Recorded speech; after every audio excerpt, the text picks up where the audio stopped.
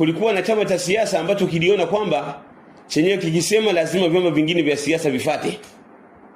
Na haya matatizo yanatokea pia hata Tanzania. Vyama vya siasa ni vingi, vina rai mbalimbali.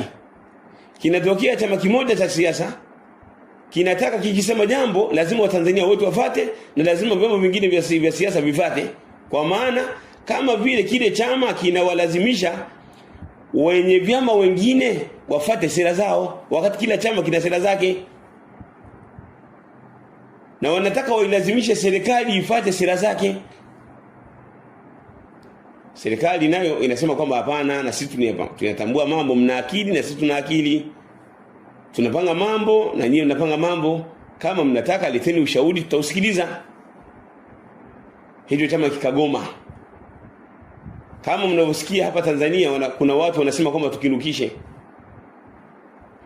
Na katika nchi ya Algeria kuna watu walisema kwamba tukinukishe.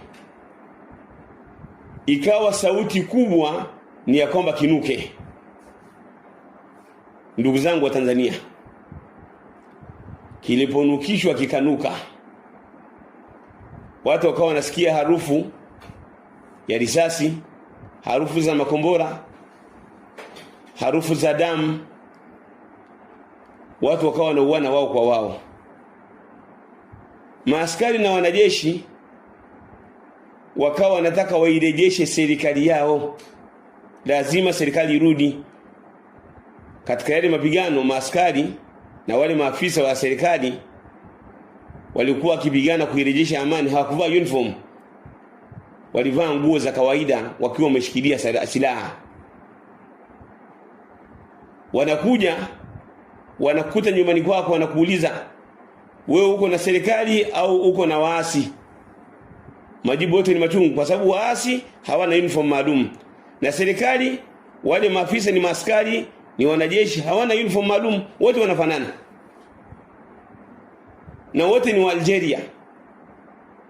Lugha ni moja, hamna lugha tofauti. Kwa maana labda mtu akisema lugha hii utaielewa.